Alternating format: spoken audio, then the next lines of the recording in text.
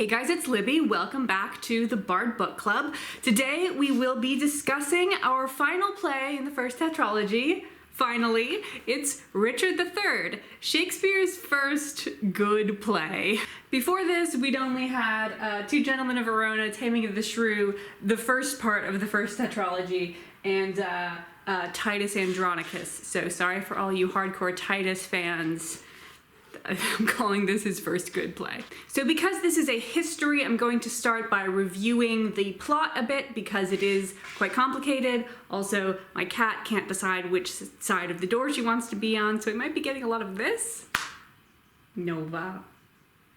So I'll start by reviewing the key characters. There are a lot of characters in this play, and once again, the men only have about 3 first names to go around, so they mostly get referred to by their titles.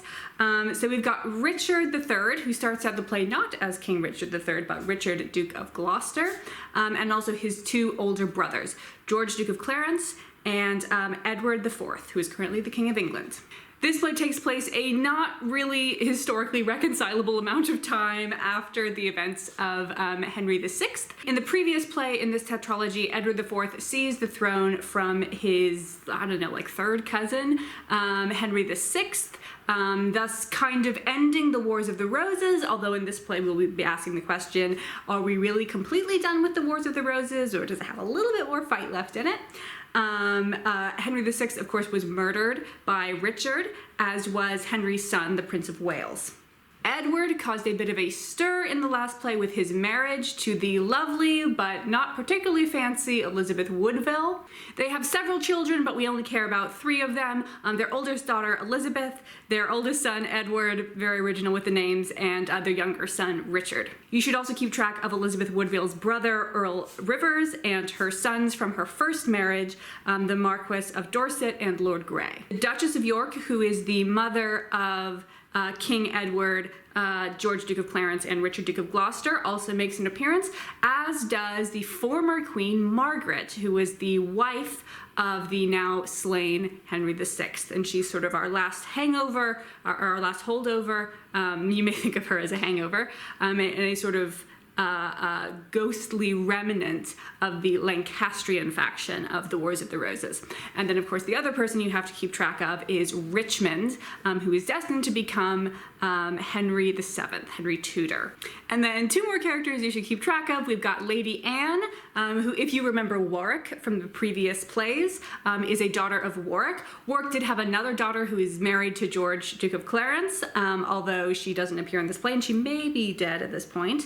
As she was married to the Prince of Wales, so she was destined to become Queen Consort of England upon Henry VI's death. And finally, you've got Lord Hastings, who is a cousin of Richard, Edward, and George, and serves as Richard's sort of confidant and executor, at least in the beginning of the play. So the actual plot largely consists of a bunch of murders that Richard arranges in order to become King of England. The succession of England is at this point agnatic primogeniture, which basically means he has to kill his 2 older brothers and the sons of his 2 older brothers in order to become king. Although I would like to draw your attention to the fact that in this play, Richard actually doesn't do any of the murdering himself. He always has it arranged by somebody else, arranged to be done by somebody else, which is very different than the Richard we saw in the Henry VI plays, where he was quite happy to just stab a man in his prison cell.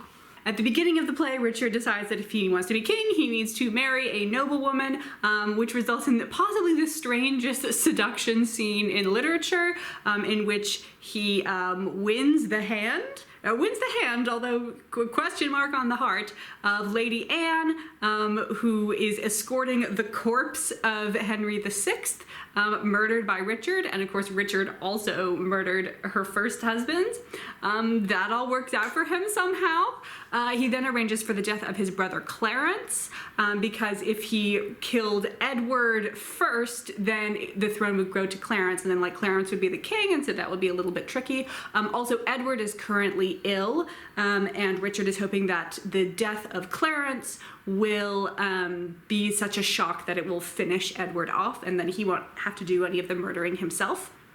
This also gets quite tricky to do with the problematic relationship that the queen has with other members of the court. So quite a few people aren't really comfortable with Elizabeth Woodville as Queen of England. Edward had previously been engaged or betrothed, and it's not really clear how strong that was, to a princess of France. So it's not certain if their marriage is legal.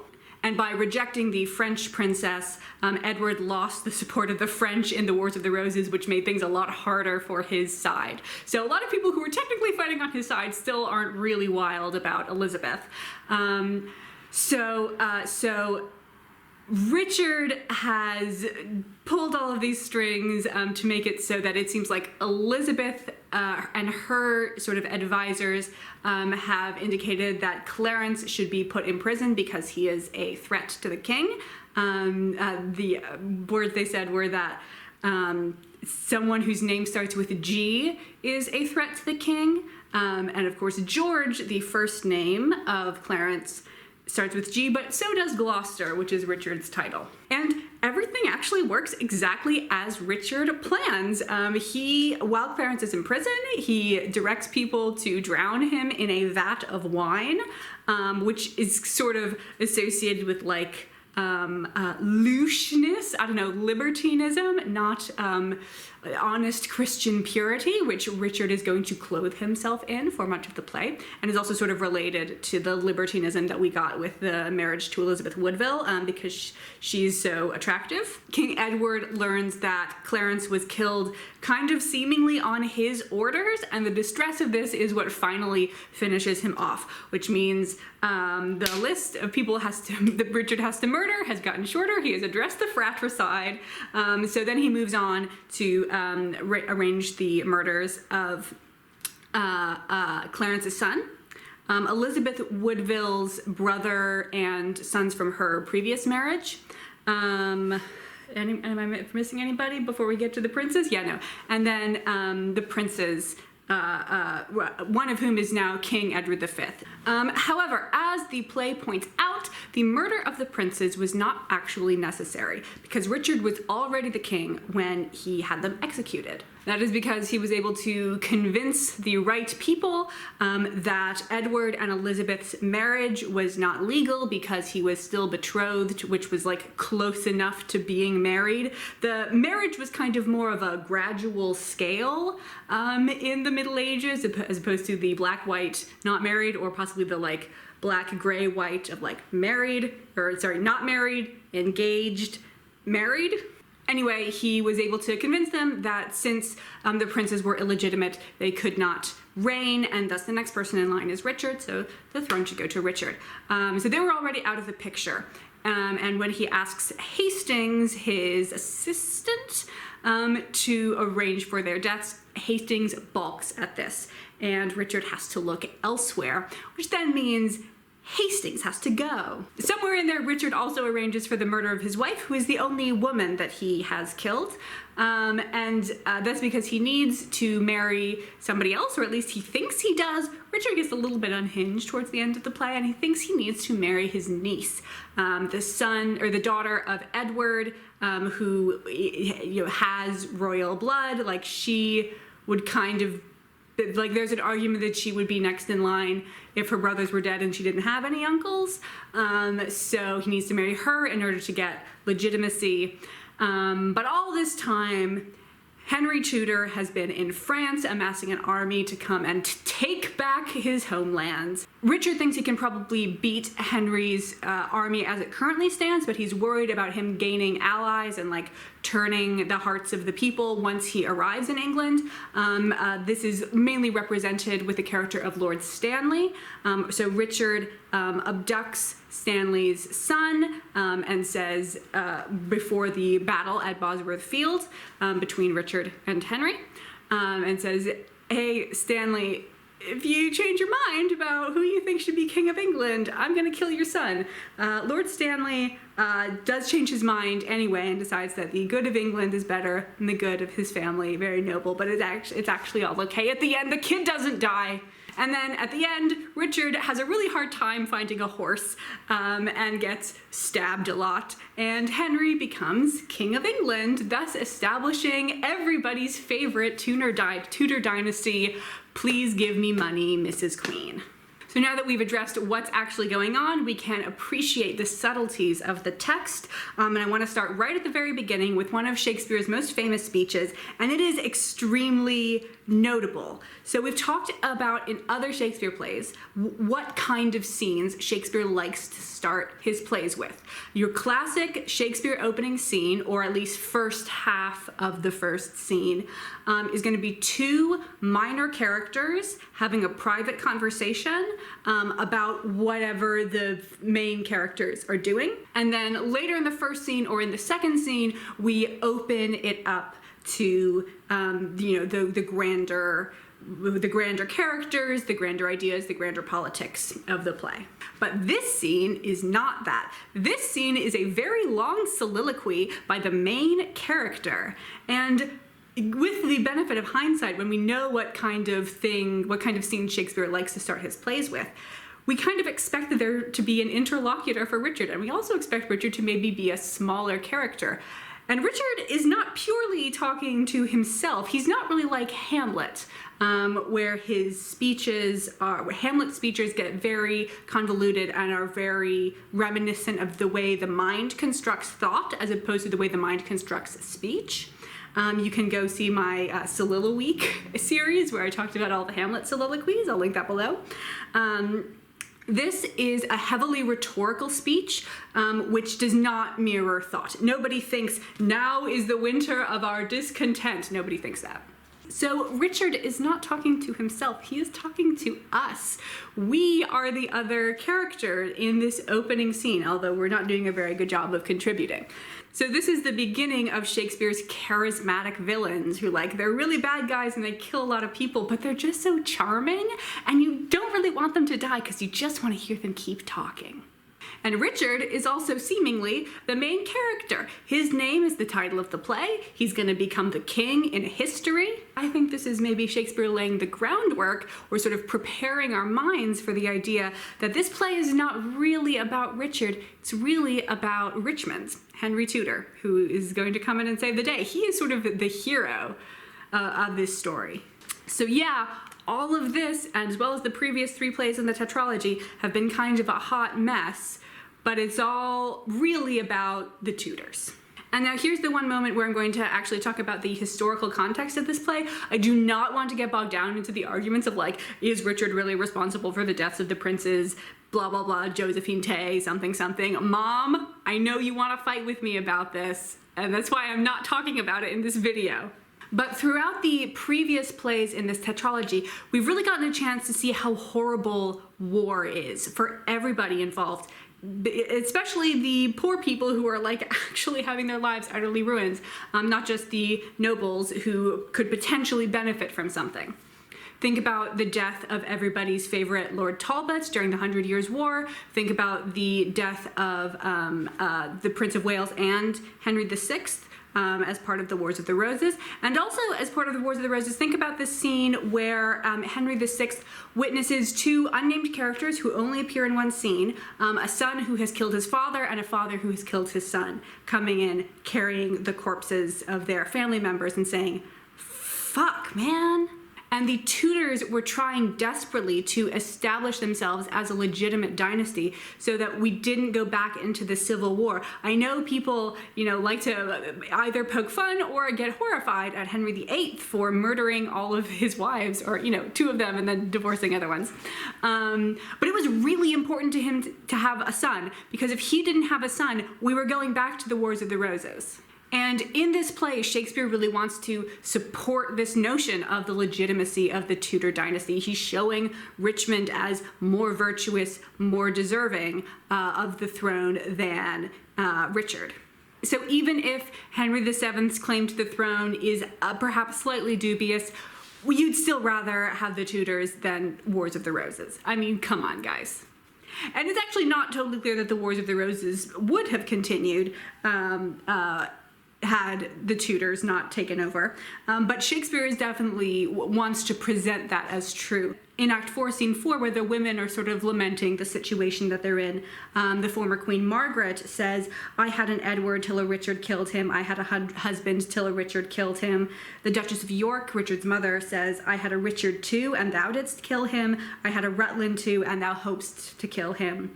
Margaret also says to Elizabeth, Edward, thy son, that now is Prince of Wales, for Edward, my son, that was Prince of Wales. So we get this really repetitive structure in the women's scenes. And Margaret is also kind of like a prophetess. She's kind of the Cassandra of the play. It's not clear to the extent that people don't believe her. At least in a genuine way. They certainly don't want to believe her because she's prophesying doom and gloom on everybody. But Shakespeare definitely wants us to believe that this will continue if some external force doesn't come in to stop it.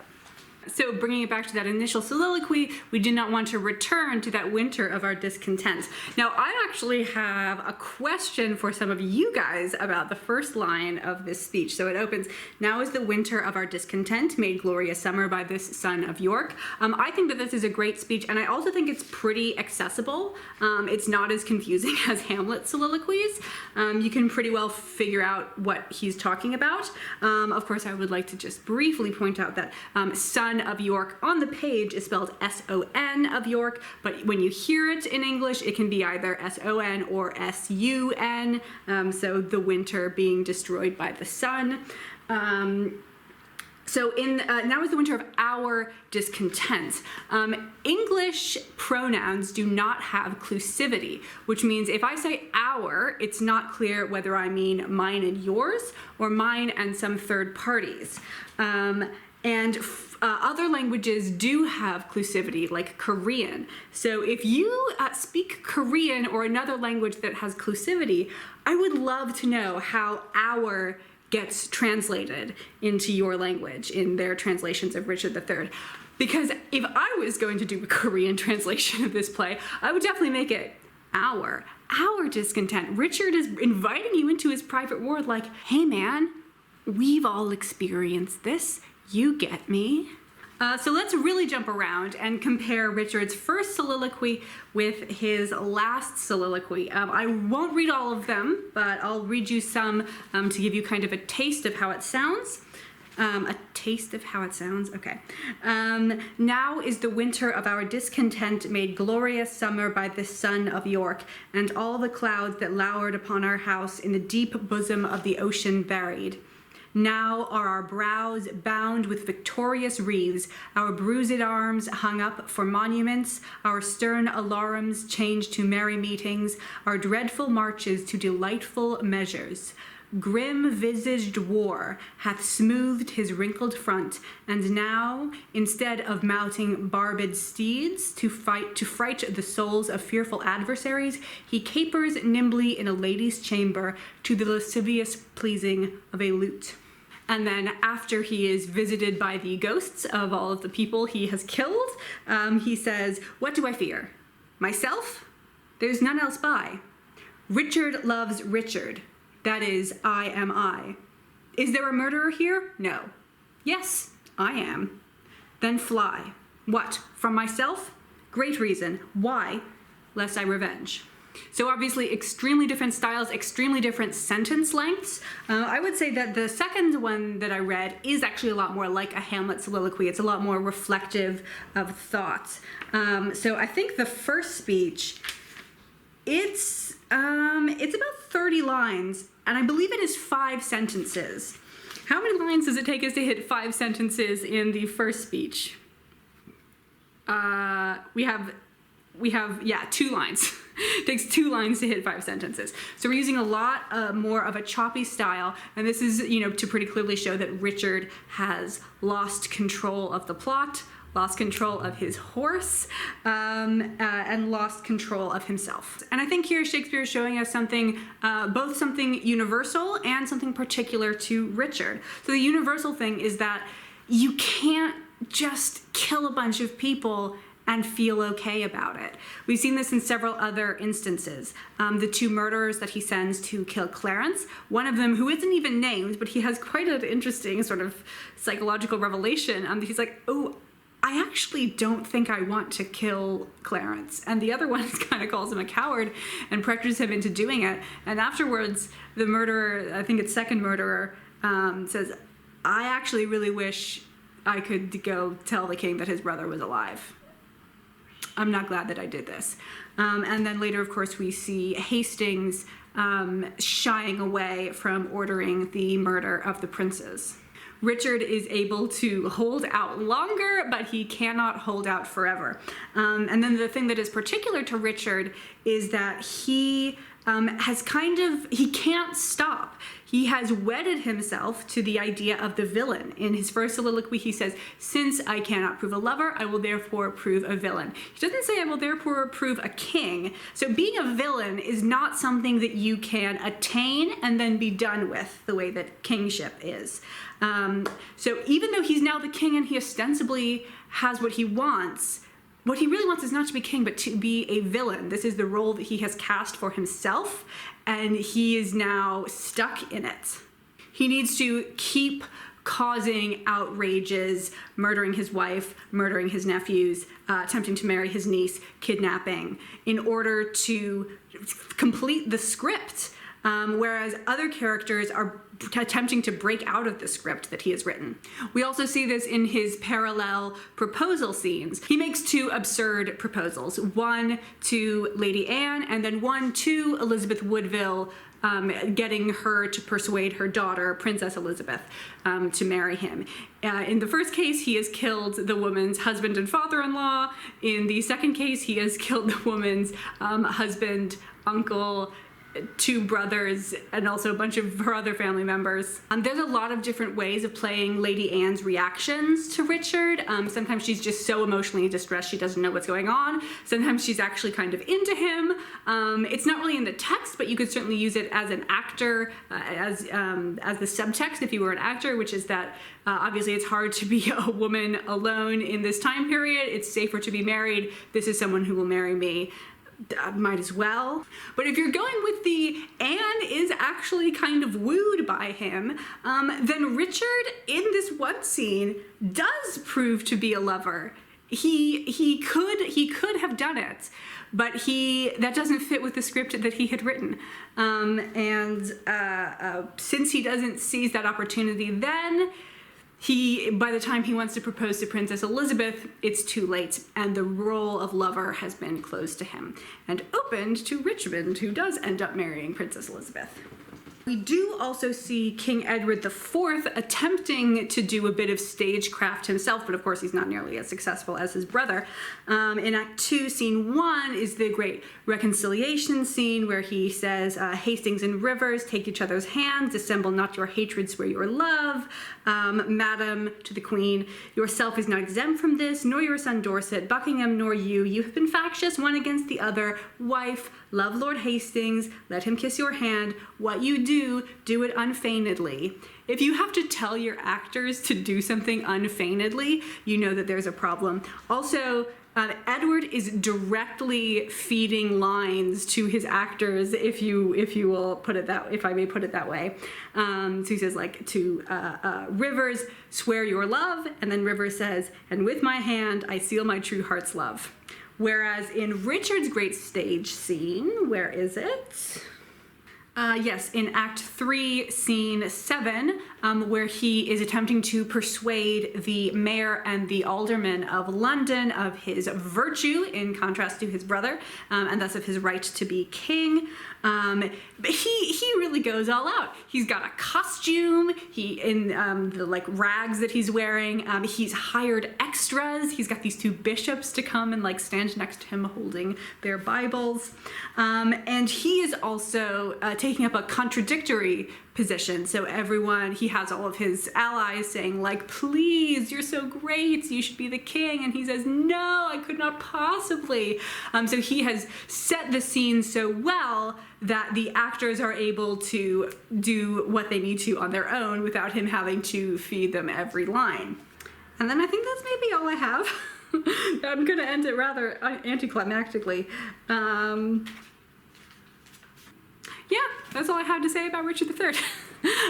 Thank you guys very much for watching. Bard Book Club will be back in February, where we will be talking about not a history. We're finally done with those for a while. We'll be talking about The Merchant of Venice.